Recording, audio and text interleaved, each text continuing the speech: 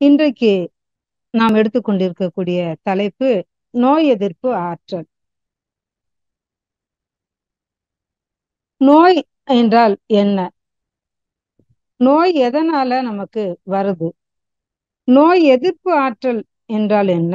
அந்த நோய் எதிர்ப்பு ஆற்றலை நாம எவ்வாறு வளர்த்துக் கொள்வது அப்படின்னு இதை நம்ம பார்க்க போறோம். அதே மாதிரி இந்த நோய் அப்படிங்கிற ஒன்றால சமுதாய கடமைகள்ல இருந்து நம்ம எவ்வாறு தவறுகிறோம், அப்ப அந்த கடமையை நம்ம சரியா ஆற்றுவது எப்படி, எல்லாமே இதுலதான் இருக்கு. இப்ப மிக பரபரப்பா நம்ம ஓடிக்கிட்டே இருக்கோம், படிக்கிறோம்.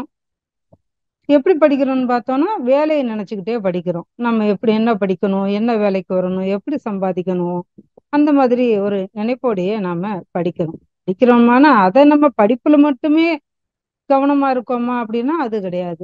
அதற்கு அடுத்து உள்ள வேலையை நினைச்சுக்கிட்டே தான், நம்ம எதிர்காலத்தை நினைச்சுதான் நிகழ்காலத்துல எப்பவுமே நம்ம வாழ்ந்துகிட்டு இருக்கோம். அது மாதிரி ஒரு வேலை கிடைச்சிருச்சு, வேலை பார்க்குறோம். அப்பவும் நம்ம எதிர்காலத்தை நினைச்சுக்கிட்டே தான் வாழ்றோம். எப்படி இந்த பணத்தை சம்பாதிக்கலாம், இது எப்படி நம்ம சேமிக்கலாம், எப்படி இதை ஒரு வீடு வாசல் எந்த இதுல நம்ம முதலீடு பண்ணலாம், இந்த மாதிரி ஒரு எண்ணத்தோடைய தான் அந்த வேலையை நம்ம பார்த்துக்கிட்டு இருக்கோம். எப்போதும் இருப்பு வைத்துக் கொள்ளக்கூடிய அந்த பணத்தை தேடி ஓடிக்கிட்டே இருக்கோம் நம்ம. இப்படி தொடர் ஓட்டமா நம்ம ஓடிக்கிட்டே இருக்கிறதுல ஒண்ணு நாம மறந்துடுறோங்க. நம்முடைய உடல் நலம் மற்றும் மனவளம், இதைத்தான் நாம மறந்துடுறோம். பின்னாடி என்ன பண்றோம், சம்பாதிச்சு வச்ச அனைத்து சொத்துக்களையுமே இந்த கெட்டு போன உடல் நலத்தையும் மனவளத்தையும் காப்பாத்துறதுக்காக செலவழிச்சு விடுறோம். அப்ப அதை எங்க போய் நம்ம செலவழிக்கிறோம் அப்படின்னு பார்த்தோம்னா, மருத்துவமனைகள்லயும் மருந்து கடைகளையும் கூட்டம் கூட்டமா நம்ம வரிசையில போய் காத்துக்கிட்டு இருக்கோம்.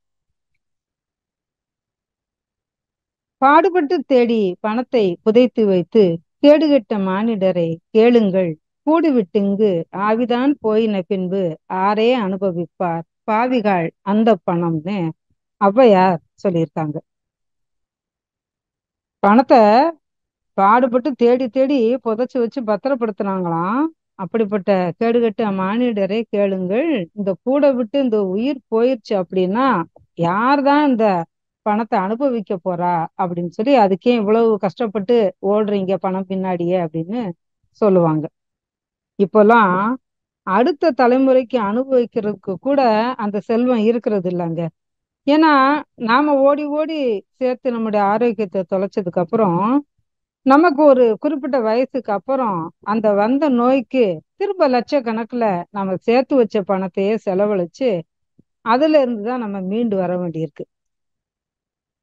அப்போ சுவர் இருந்தா தானே சித்திரம் வரைய முடியும் அப்படிங்கிறத நாம உணர்ந்துக்கணும். இந்த உடல் நலமா இருந்தா தான் நம்ம நம்முடைய வாழ்க்கைய சிறப்பா வாழ முடியும்.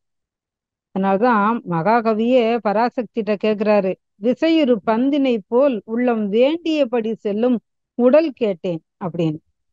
அப்போ அப்படிப்பட்ட அவர் நினைச்சது மாதிரியான செய்யக்கூடிய உடல் வேணும் அப்படின்னு கேட்டிருக்காரு.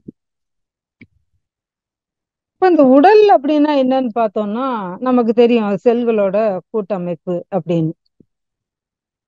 உறுப்பு மண்டலம், எலும்பு மண்டலம், தசை மண்டலம், நரம்பு மண்டலம், இரத்த ஓட்ட மண்டலம், சுவாச மண்டலம், செரிமான மண்டலம், கழிவு நீக்க மண்டலம், இனப்பெருக்க மண்டலம், நாளமில்லா சுரப்பி மண்டலம், இப்படி பல இது சேர்ந்துதான் நம்முடைய உடலா வந்திருக்கு. இது உடல் விஞ்ஞானம். அப்போ உடல் மெய்ஞானம் அப்படின்னா என்ன அப்படின்னு பார்த்தோம்னா, 5 பூதங்களும் அண்டத்துல இருக்கு, அதுவே பிண்டத்திலையும் இருக்கு. இதுல நிலம் அப்படிங்கிறது பார்த்தோம்னா பருவுடலா இருக்கு. நீர் நெருப்பு காற்று அப்படிங்கிற 3 பூதங்களும் ரத்த வெப்ப காற்றோட்டமா இயங்குது. இது எல்லாமே நமக்கு மனவளக்கலையில நுழைஞ்ச உடனேயே சொல்லி கொடுத்துருப்பாங்க. இப்ப அந்த ரத்த ஓட்டத்துக்கு மையம் இதயம், வெப்ப ஓட்டத்துக்கு மையம் மூளை, நரம்புகள், இது எல்லாமே வந்திருக்கக்கூடியது. அது எல்லாமே வெப்பத்தின் காரணமா இயங்கக்கூடியது. வெப்ப ஓட்டத்தினுடைய மையம் அதுதான். இப்ப காற்று ஓட்டத்தோட மையம் நுரையீரல். இந்த விண்ணுன்னு சொல்லக்கூடியதுதான் இப்ப நம்ம எல்லாத்தையும் பார்த்துட்டோம் இல்லையா? கடைசியா இருக்கக்கூடிய முதலாவது எது உற்பத்தி ஆனதோ அந்த விண்ணு தான் உயிரா, உயிர் ஓட்டமா அந்த விண்ணு நம்மளுக்குள்ள இருக்கு. இந்த விண்ணே பேரியக்க மண்டலத்துல மகாகாசமா இருக்கு. 5 பூதங்கள்ல பூதாகாசமா இருக்கு. உயிரினங்கள் எல்லாத்துலயும் சித்தாகாசமா இருக்கு அப்படின்னு நாம பார்த்திருக்கோம். அதனால இந்த உடலை வளமா நலமா வச்சுக்கொள்ளக்கூடியது நம்முடைய கடமை. ஏன்னா இது எதுவும் நம்முடைய சொத்து கிடையாது. நம்மகிட்ட இருக்கிறதுனால நாம அழகுபடுத்திக் கொள்வதனால நம்ம அதுக்கு தேவையான ஆடை ஆபரணங்கள் உடைகளை போடுறதுனால அது நம்முடையது கிடையாது. இது இறைநிலையினுடைய அன்பளிப்பு அப்படிங்கறத நாம புரிஞ்சுக்கணும். அப்ப இந்த உடலை நாம வளமா நலமா வச்சுக்கொள்ளக்கூடியது நம்முடைய கடமை. சாமிஜி எதுக்கு முதலா நம்ம நுழைஞ்ச உடனேயே உடற்பயிற்சி நமக்கு கொடுத்தாங்க. அப்பதான் நம்ம தவம் பண்ண உட்கார முடியும். 1/2 மணி நேரம் உட்கார்றதுக்கே அந்த உடலை நாம தயார்படுத்த வேண்டி இருக்குது. முன்னாடி எல்லாம் பார்த்தோம்னா நம்ம மனவளக்கலை மன்றத்துல வந்துட்டோம்னா டெய்லி உடற்பயிற்சி தான் கொடுப்பாங்க. எடுத்த உடனே இப்ப மாதிரி தவங்கள்லாம் கொடுக்கறது இல்ல. மொத்தமா உடற்பயிற்சி எல்லாம் செய்து நம்ம அந்த உடலை உட்கார்ந்து கொஞ்ச நேரம் 1/2 மணி நேரம் உட்கார்றதுக்கு தயார்படுத்தினதுக்கு அப்புறம் தான் நமக்கு முதல்ல ஆகின தீட்சைன்னு சொல்லி கொடுப்பாங்க. அப்போ அந்த 1/2 மணி நேரம் உட்கார்றதுக்கே இந்த உடலை நாம தயார்படுத்த வேண்டியிருக்கே. ஆயுள் முழுவதும் எத்தனை செயல்பாடுகளை இந்த உடலை கருவியா கொண்டு நாம நடத்துறோம். அப்போ அந்த உடலை காக்க வேண்டிய கடமை நமக்கு இருக்கு. சாமிஜி உடல் ஓம்பல இறை வழிபாடு அப்படின்னே சொல்லுவாங்க. அதாவது அதுக்கு அவங்க ஒரு அழகா ஒரு விளக்கமும் கொடுப்பாங்க பாருங்க. இவ்வளவு சாப்பிட்டா போதும், நல்லா ஜீரணம் ஆயிடும், உடல் நல்லா இருக்கும் அப்படின்னு தெரிஞ்சு அளவோடும் முறையோடும் சாப்பிடணும். ஆனா சுவையா இருக்கு அப்படின்னு அதிகமா சாப்பிட்டா அதை ஜீரணிக்கிறதுக்கு வேண்டிய அதிகப்படியான அமிலம் எங்கே இருந்து சுரக்கும். அப்போ பற்றாக்குறையின் காரணமா உணவு செரிக்காம தேங்கி போறதால நம்ம வயிற்றுக்குள்ளேயே புளிச்சு போகுது. அது வயிற்றுல புண்ணை உண்டாக்கி துன்பத்தை கொடுக்குது. இப்ப மனிதன் அறியாமையால செய்யக்கூடிய தவறு தான் நமக்கு துன்பமா விளையுது. இறைவனுடைய ஆற்றலால எல்லாம் சரியா நடக்குதுன்னு சாமிஜி சொல்றாங்க. ஆனா நாம ஆசையினால மறதியினால இறைவன் செயலை மறந்ததுனால அதிகமா சாப்பிட்டோம். இறைவனோட செயல்ல நாம குறுக்கிட்டோம் அப்படின்னு சாமிஜி சொல்லுவாங்க. அப்போ உறுப்பு கெட்டு போச்சு. அதன் விளைவா நாம துன்பத்தை அனுபவிக்கிறோம். இறையருள் எல்லா செயல்களிலும் கலந்து சரியான பலனை நமக்கு தந்துகிட்டே இருக்குது. அப்ப நாம அதை தடுத்தோமானா அந்த தடைக்கு ஏற்றவாறு நம்மளுக்கு துன்பம் வரும். இத தெரிஞ்சு கொண்டோமானா நம்ம இறைவனுக்கு பயந்து நடக்கணும் அப்படின்னு முன்னோர்கள் ஏன் சொன்னாங்க அப்படிங்கறத நம்ம விளங்கிக்கலாம். இப்போ சரியா செய்தா நமக்கு இன்பம் தான் நிலைக்கும், தவறா செய்தோம் அப்படின்னா துன்பம் தான் வரும். இந்த உண்மையை நாம தெரிஞ்சுக்கிற போது இறை உணர்வு நமக்கு வருது. அதுக்கு ஏத்தவாறு இந்த உடலுக்கு உணவு, ஓய்வு, உடலுறவு, எண்ணம், உழைப்பு அப்படிங்கிற 5ஐயும் நாம அலட்சியம் செய்யாம அதிகமா அனுபவிக்காம முரணாக அனுபவிக்காம பார்த்து கொள்வோம். அப்ப நம்முடைய உடல் நலமா இருக்கும், மனமும் அமைதியா இருக்கும். இப்படி அறிவின் தெளிவோட உடலை நலமா வச்சுக்கொள்வதும் இறை வழிபாடுதான் அப்படின்னு சாமிஜி சொல்றாங்க. இந்த 5 அளவு முறையை பற்றி நம்ம பின்னாடி கொஞ்சம் பார்க்கலாம். அப்போ இப்ப இந்த நோய் அப்படிங்கிறத நாம முதலாவது பார்த்துருவோம். இப்போ நம்முடைய உடல்ல இயங்கி கொண்டிருக்கக்கூடிய இந்த இரத்த ஓட்டம், வெப்ப ஓட்டம், காற்றோட்டம் அப்படிங்கிற 3 ஓட்டங்களும் சீரா நம்முடைய உடல்ல இயங்கிக்கிட்டு இருந்தா மட்டும்தான் பரு உடலும் நுண்ணுயிரும் ஒத்ததா இயங்கிக்கிட்டு இருக்கும். அப்ப இந்த 3 ஓட்டங்கள்ல ஏதேனும் ஒன்றுல ஏதாவது தடைப்பட்டாலோ, திசை மாறினாலோ, வெளியேறினாலோ, அளவுல குறைஞ்சாலோ அந்த இடத்துல உள்ள அணு அடுக்குகள்ல சீர்குலைவு ஏற்படும் அப்படின்னு நமக்கு உடல் பயிற்சி பத்தி சொல்லி கொடுக்கும்போது சொல்லியிருப்பாங்க. அப்போ ஒரு ஓட்டத்துல தடை ஏற்பட்டாலும் ஏதாவது ஒரு இதுல இந்த 3ல ஏதாவது ஒன்றுல தடை ஏற்பட்டாலும் மற்ற 2 ஓட்டங்கள்லயுமே தடை ஏற்படும். உடனே அங்க மின் குறுக்கு ஷார்ட் சர்க்கியூட்னு சொல்லுவாங்க இல்லையா, அது உண்டாகும். அப்ப இந்த தடை அல்லது தேக்கம் தான் உடல்ல வலியா உணர்றோம் அப்படின்னு காயகல்ப பயிற்சிகளை கூட நம்மளுக்கு சொல்லி கொடுத்துருப்பாங்க. அப்ப இந்த வலி இடத்தால விருந்தும் காலத்தால நீடித்து இருக்கும்போது அதை நோய் அப்படின்னும் சொல்றோம். இது அருள் தந்தைய நமக்கு கொடுத்திருக்கக்கூடிய விளக்கம். இதைத்தான் வள்ளுவ பெருமகனாரும் முன்னாடியே சொல்லி வச்சிருக்காங்க. மிகுனும் குறையினும் நோய் செய்யும் நூலோர் வழி முதலா எண்ணிய மூன்று அப்படின்னு சொல்லியிருக்காங்க. அதாவது சித்த மருத்துவத்துல வாதம், பித்தம், கபம் அப்படின்னு 3 தோஷங்கள் சொல்லுவாங்க. இந்த மூன்றுல ஏதாவது ஒண்ணு அளவு மிகுந்தாலோ குறைந்தாலோ மாறினாலோ நோய் ஏற்படும் அப்படிங்கிறத சித்த மருத்துவத்துல சொல்லுவாங்க. அதைத்தான் திருவள்ளுவரும் சொல்லியிருக்கிறாரு. நம்முடைய மகான் அவர்கள் இதைத்தான் நம்ம உடல்ல காற்றோட்டம், வாதத்தை தான் காற்றோட்டம்னு சொல்றாங்க, பித்தத்தை தான் வெப்ப ஓட்டம்னு சொல்றாங்க, கபத்தை ரத்த ஓட்டம்னு சொல்றாங்க.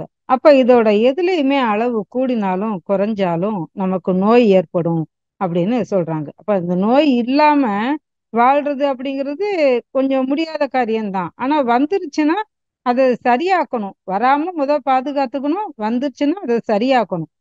அப்ப வந்ததுக்கு அப்புறம் சரியாக்குறது ஒரு வகையில கஷ்டம் அப்படின்னா கூட வராமலே காத்துக்கிறது தான் ரொம்ப நல்ல விஷயம் அப்படின்னு சொல்றாங்க. Prevention is better than cure அப்படின்னு அவரு வார்த்தை சொல்லுவாங்க. அது மாதிரி முன்னாடியே நம்ம பாதுகாத்து கொள்ளணும் அப்படிங்கிறதான் இங்க சொல்றாங்க. அப்போ இதுதான் நமக்கு நோய் அப்படிங்கிறது நமக்கு தெரிஞ்சிருச்சு. இப்போ நோய் எதனால் வருது? நாம தினசரி செய்யக்கூடிய செயல்கள்ல நம்முடைய அறிவுக்கு எட்டுன வகையில நம்ம நடந்து கொண்டா பரவாயில்ல, அதுக்கு மேலேயும் நாம செய்யக்கூடிய பல தவறுகள் தான் நமக்கு அந்த நோய் வரக்கூடிய காரணமா இருக்கு. சரி, நோய் எதிர்ப்பு ஆற்றல் அப்படின்னு சொல்றோமே, அப்ப அந்த நோய் எதிர்ப்பு ஆற்றல் அப்படின்னா என்னன்னு பார்த்தோம்னா, நோய் எதிர்ப்பு சக்தி அப்படிங்கிறது நோயை உண்டாக்கக்கூடிய உயிரினங்களுக்கு எதிரா உடலை தற்காத்து கொள்ளக்கூடிய திறன் அப்படின்னு சொல்றாங்க. நம்ம உடலுக்குள்ளேயே நிறைய பாக்டீரியாஸ், வைரஸ் எல்லாமே இருக்கு. அது நல்லது செய்யக்கூடிய நுண்ணுயிர்களும் இருக்கு, தீயது செய்யக்கூடிய நுண்ணுயிர்களும் இருக்கு. அப்போ இதுல இருந்து உடலை காத்து கொள்ளக்கூடிய திறன் நம்மளுக்கு ஆட்டோமேட்டிக்காவே இருக்கு. ஒவ்வொரு நாளுமே நம்மோட உடல் பல நோய் கிருமிகளோட தொடர்பு கொள்ளுது. ஆனா ஒரு சில மட்டும்தான் நோயா நம்மளுக்கு மாறுது. எல்லாத்தையுமே எதிர்த்து ஃபைட் பண்ணுது. ஆனா ஒரு சிலது மட்டும்தான் அதை மீறி நமக்கு நோயா மாறுது. காரணம், நம்முடைய இந்த உடலுக்கு இந்த நோய் கிருமிகளுக்கு எதிரா ஆன்டிபாடிகளை அதுவே வெளியிடும். அந்த திறன் நம்முடைய உடம்புக்கு இருக்கு. அதே போல உடல் நோய்கள்ல இருந்து பாதுகாக்கக்கூடிய திறனும் நம்ம உடம்புக்கு தானாவே இருக்கு. அப்ப இந்த பாதுகாப்பு முறைதான் நோய் எதிர்ப்பு சக்தி அப்படின்னு சொல்லப்படுது. இது பார்த்தோம்னா நம்ம சாதாரண நம்ம பக்கத்துல இருக்கக்கூடிய ஜீவன்கள்லயே பார்க்கலாம். இப்ப நாய்களோ, பறவைகளோ, மத்த ஏதாவது பூனை மாதிரியான மிருகங்களோ எதுவுமே பாத்தீங்கன்னா ஆஸ்பத்திரிக்கெல்லாம் போறது இல்ல. அதுகளுக்கு உடம்புக்கு வந்தா அதுக உடம்புல இருக்கக்கூடிய இயல்பான இருக்கக்கூடிய நோய் எதிர்ப்பு சக்தியாலேயே அதுக தானே அதை சரி பண்ணிக்கிடுது. ஆனா நாம தான் ஒரு தும்முனாலும் என்ன செஞ்சாலும் உடனே ஆஸ்பத்திரிக்கு போறோம். அந்த உள்ள இருக்கக்கூடிய அந்த ஆன்டிபாடியை நம்ம செயல்பட விடுறதே இல்லை. அதை அப்படியே அமைக்கி வச்சுட்டு நம்ம மேல தேவையில்லாத கெமிக்கலை நம்ம அதிகமா போட்டுக்கிட்டே இருக்கிறதுனாலையும் நமக்கு இயல்பாவே இருக்கக்கூடிய அந்த நோய் எதிர்ப்பு ஆற்றல்ங்கிறது குறையுது. அப்போ நோயினா என்னன்னு பார்த்துட்டோம். நோய் எதனால வருது அப்படிங்கிறதையும் நம்ம பார்த்து கொண்டு இருக்கோம். நோய் எதிர்ப்பு ஆற்றல் அப்படின்னா என்ன அப்படிங்கிறதையும் பார்த்துட்டோம். அப்ப நோய் எதிர்ப்பு ஆற்றலை நாம எப்படி வளர்த்து கொள்வது அப்படிங்கிறதையும், இந்த சமுதாய கடமைகள்ல இருந்து நோய் வந்தா நம்ம எப்படி தவறணுங்கிறதையும் முதலாவது பார்க்கலாம். இப்போ சமுதாய கடமைகள்னா நாம இந்த சமுதாயத்துல ஒரு அங்கமா இருக்கோம். இந்த சமுதாயத்துல இருந்து நம்ம எல்லாத்தையும் அனுபவிச்சுக்கிட்டு இருக்கோம். அப்ப இந்த சமுதாயத்திற்கு நாம செய்ய வேண்டிய கடமை என்ன?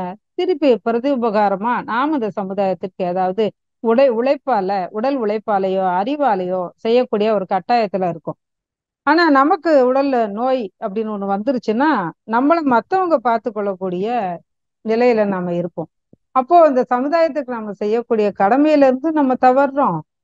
சமுதாயத்துல இருக்கக்கூடிய நம்ம குடும்பத்திலயோ அல்லது ஒரு மருத்துவமனைக்கு போனா அங்கேயோ எல்லா இடங்கள்லயுமே மத்தவங்கள துன்பப்படுத்தக்கூடிய ஒரு நிலைமைக்கும் நாம வந்து மத்தவங்கள கொண்டு வந்து விட்டுடுறோம். அப்ப அந்த சமுதாய கடமையில இருந்து நம்ம நோய் மூலமா தவறுறோம். ஏன்னா அது அன்றாட ரொட்டீன் வேலை. நம்முடைய ஒரு ஆபீஸ்ல வேலை செய்யறோம், ஒரு தையல் தைக்கிறோம், ஒரு சமையல் பண்றோம்.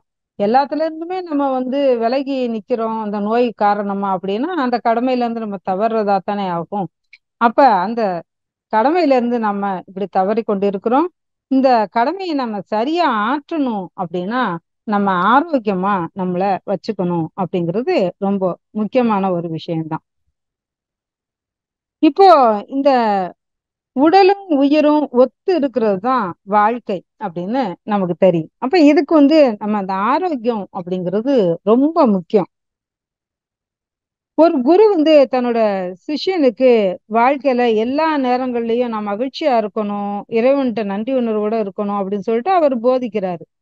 அப்போ ஒரு நாள் இந்த சிஷ்யன் வந்து குரு கிட்ட கேக்குறான், குருவை எறும்பு வந்து பலமா கடிச்சிருச்சு அப்படின்னு சொல்லி சொல்றான். குரு உடனே சொல்றாரு, அந்த இறைவனுக்கு நன்றி சொல்லு அப்படிங்கிறாரு. உடனே வலிக்குது குருவே அப்படிங்கிறான். சந்தோஷப்படு அப்படின்னு சொல்லிட்டு போயிட்டாரு. அப்போ குரு ஏன் இப்படி சொன்னாரு அப்படின்னு அந்த சிஷ்யனுக்கு ஒரே குழப்பமா இருந்தது. ஒரு நாள் அந்த சிஷ்யன் வந்து இறந்த ஒரு மனுஷனோட உடம்ப பாக்குறான். அந்த உடம்ப சுத்தி எறும்புகள்லாம் மொச்சு கடிச்சுக்கிட்டு இருக்கு. அதை இவன் தற்செயலா பாக்குறான். உடனே அவனோட சிந்தனையில பொறி தட்டுது. உடல்ல உயிர் இருந்தா தானே வலி தெரியும். அந்த உயிரை தந்த இறைவனுக்கு குரு மகிழ்ச்சியும் நன்றியும் தெரிவிக்க சொல்லியிருக்கிறாரு. அப்போ இது சரியாகத்தான் நம்மளுக்கு சொல்லியிருக்கிறாரு அப்படின்னு சொல்லிட்டு அவன் அதுல ஆனந்தப்பட்டுக்கிறான் அப்படின்னு சொல்லி சொல்லுவாங்க. அப்போ அந்த உடலை நாம வைத்துக் கொள்ளக்கூடியதுல தான் இருக்கு. அந்த ஆரோக்கியம் நம்ம உடம்புல இருக்கணும். எந்த ஒரு உணர்வையும் நாம பெறணும் அப்படின்னா அந்த உடல்ல அந்த உணர்வுகள் பெறக்கூடிய அளவுக்கு அது ஆரோக்கியமா இருந்தா தான் நம்ம அனுபவிக்க முடியும். இப்ப 5 உணர்வுகள் சொல்றோம் இல்லையா? தொடு உணர்வுல இருந்து அத்தனை உணர்வுகளையும் நம்ம ஒருத்தங்க நம்ம தொடுறாங்கன்றத அதை உணர்றதுக்கு நமக்கு ஜீவகாந்தம் வேணும். அது மாதிரி ஒவ்வொரு உணர்வையும் நம்ம உணர்றதுக்கு நமக்கு உடல்ல ஜீவகாந்தம் இருக்கணும். உதாரணமா ஒருத்தர் சாகுற நிலைமையில இருக்கிறாரு. எல் எல்லாருக்கும் உறவினர்களுக்கெல்லாம் சொல்லி விட்டாச்சு. நாடி பிடிச்சு பார்த்துட்டு இன்னும் கொஞ்ச நேரத்துல உயிர் போகுதுன்னு சொல்லிடுறாங்க. அப்ப அப்படிப்பட்ட ஒரு ஜீவன்கிட்ட போய் இறக்கக்கூடிய சூழ்நிலை இருக்கிறவரை நம்ம தொட்டா அவர் நம்மளை திரும்பி பார்க்க மாட்டாரு. நம்ம கூப்பிட்டா அவர் காதுல கேட்காது. நம்மளுக்கு வாய் வார்த்தையா பதில் சொல்லவும் மாட்டாரு. கண்ணை திறந்து நம்மளை பார்க்கவும் மாட்டாரு. இப்படி அவருடைய 5 புலன்களும் நாவு என்ற சுவை உணர்வு வாயில நம்ம என்ன ஊத்தினாலும் வெளியில வருது. அப்ப இந்த 5 உணர்வுகளையுமே அந்த ஒரு ஜீவனுக்கு தெரியல அப்படின்னா அது இறக்கக்கூடிய தன்னுடைய இந்த உயிர் இந்த உடம்பை விட்டு போகக்கூடிய உயிரும் உடலும் பிரியக்கூடிய ஒரு நிலையில இருக்கு. அப்ப நம்ம உயிரும் உடலும் ஒத்து இருக்கக்கூடியவங்களுக்கு இத்தனை உணர்வுகளும் இருக்கு அப்படின்னா அது இறைவன் நமக்கு கொடுத்த வரம் அப்படின்னு நினைச்சிட்டு நம்ம அதை காலம்புறா பாதுகாத்து கொள்ளக்கூடிய அந்த உடலை பாதுகாத்து கொள்ளக்கூடிய ஒரு அமைப்பை நாம எடுத்துக்கணும். அதே போல ஒரு இந்த மனிதருடைய வாழ்க்கை அப்படிங்கிறது இவ்வளவு காலம்தான், இவ்வளவு குறுகின காலம்தான் இருக்கு அப்படிங்கிறத நம்ம உணர்ந்துகிட்டு நம்ம நல்ல முறையில அந்த இருக்கும் காலம் வரைக்கும் அந்த உடலை மனதை பாதுகாத்து வச்சுக்கிறதுக்கும் நம்ம பழகிக்கணும். விவேக சிந்தாமணியில ஒரு கவி சொல்லுவாங்க, கொண்டு விண்படர் கருடன் வாய் கொடுவரி நாகம் விண்டு நாகத்தின் வாயினில் வெருண்ட வன் தேரை மண்டு தேரையின் வாயினில் அகப்படு வண்டு வண்டு தேன் நுகர் இன்பமே மானிடர் இன்பம் அப்படின்னு சொல்லுவாங்க. அதாவது ஒரு கருடன் வந்து வானத்துல பறந்துகிட்டு இருந்துச்சாம். அப்படி பறந்துகிட்டு இருக்கக்கூடிய கருடன் வந்து அங்கேருந்து பார்க்கும்போது கீழே ஒரு கொடிய நாகப்பாம்பு போய்கிட்டு இருந்திருக்கு. அப்ப அந்த கருடன் வந்து அங்கேருந்து பறந்து வந்து அந்த நாகப்பாம்பை வந்து பிடிச்சிருச்சு. பிடிச்சு காலில் எடுத்துக்கிட்டு அது மேல போகுது. சரியா அது வந்து பிடிக்கிற டயத்துல இந்த நாகப்பாம்பு வந்து ஒரு தவளையை போய் பிடிச்சிருக்கு. அப்ப அந்த நாகப்பாம்பு வாயில தவளை இருக்கு. இப்ப இந்த கருடன் வந்து நாகப்பாம்பை பிடிச்ச உடனே அந்த வேகத்துல அது வந்து அந்த தவளையை கீழே விட்டுருது. அந்த கீழே போய் விழுந்த தவளை ஒரு பூ மேல உட்கார்ந்து தேனை ருசிச்சுக்கிட்டு இருக்கிற வண்டு கிட்டத்துல போய் விழுந்து அந்த வண்டு வந்து அதை பிடிச்சிருது. ஆனா அந்த வண்டு வந்து தன்னோட உயிர் போக போகுது அப்படின்னு தெரியாம தன்னோட நாக்குல விழுந்த வாயில விழுந்த ஒரு சொட்டு தேனை அப்படியே ருசிச்சதாம். இத விவேக சிந்தாமணியில சொல்லியிருக்காங்க. அந்த வண்டு தேனுகர் இன்பமே மானிடர் இன்பமா. அவ்வளவு குறுகின ஒரு இன்பம் தான் மானிடருடைய இன்பம். இந்த வாழ்க்கையை நாம அனுபவிக்காம, அதை தெரிஞ்சுக்காம, நம்ம ஏதோ எல்லாமே நம்மளுக்கு தான் அப்படிங்கிற ஒரு எண்ணத்துல நம்ம வாழ்ந்துகிட்டு இருக்கோம். அப்போ அதை எல்லாமே நம்ம உணர்ந்து கொள்ளும் போதுதான் சாமிஜி சொன்னாங்க இல்லையா, உடலோம்பலும் ஒரு இறை வழிபாடு அப்படிங்கிறத நாம புரிஞ்சு கொள்ளக்கூடிய ஒரு நிலையில இருப்போம். அப்போ ஒரு ஆயுர்வேத பழமொழியில கூட சொல்லுவாங்க. இதுல சாமிஜி சொன்னாங்க இல்லையா, உணவு, உழைப்பு, உறக்கம், புலனின்பம், எண்ணம் அப்படின்னு இந்த 5ல் அளவு முறையை காக்கணும்னு சொன்னபோது, இந்த ஆயுர்வேத பழமொழியுமே எனக்கு ஞாபகத்துக்கு வந்தது. அதாவது இந்த 5ல் அளவு முறை காக்கணும்னு சொல்லும் போதே நாம என்ன நினைக்கிறோம், ஏன் அளவு முறை காக்கணும், வருகிற வரைக்கும் நம்ம அனுபவிப்போமே அப்படிங்கறது தான் மனிதனுடைய எண்ணமா இருக்கு. அப்ப அதுக்கு தான் அந்த கவியை நான் சீவக சிந்தாமணியில விவேக சிந்தாமணியில எடுத்து சொன்னது. அப்ப இவ்வளவு குறுகின காலம்தான் நம்ம வாழ போறோம். ஆனா அதை முறையோடு நம்ம வாழணும். அப்ப உணவு அப்படின்னு சாமிஜியால சொன்ன முதல் விஷயம், உணவு முறை தவறாக இருக்கும்போது மருந்தினால் எந்த பயனும் இல்லை. உணவு முறை சரியாக இருக்கும்போது மருந்து தேவையில்லை. இதுதான் அந்த ஆயுர்வேத பழமொழி. அப்ப அந்த உணவை நாம சரியான முறையில நம்ம இன்டேக் பண்ணிக்கணும். அப்ப நம்ம பயிற்சிகளையும் செய்யறோம், உடற்பயிற்சி செய்யறோம், உடற்பயிற்சியோடு சேர்ந்து இந்த ஆரோக்கியமான உணவு பழக்க வழக்கங்களையும் நம்ம சேர்க்கும் போது அது நம்முடைய உடல்ல பல அதிசயங்களை புரியும் அப்படின்னு சொல்றாங்க. சாமிஜி உணவுக்காகவே நம்மளுக்கு நிறைய விஷயங்கள் சொல்லியிருப்பாங்க. காயகல்பத்துல எல்லாம் பாத்தீங்கன்னா, உணவை நம்ம கையில எடுத்து வச்சுக்கிட்டு அதுல ஓஜஸ் மூச்சு விடுறது சொல்லியிருப்பாங்க. அப்படி உணவை கையில வச்சுட்டு நம்ம ஓஜஸ் மூச்சு விடும்போது அந்த உணவு ஒரு சிறந்த, ஒரு செறிவுள்ள, ஒரு சக்தி மிகுந்த, சரிவிகித சமானமுள்ள ஒரு உணவாவே மாறுமா.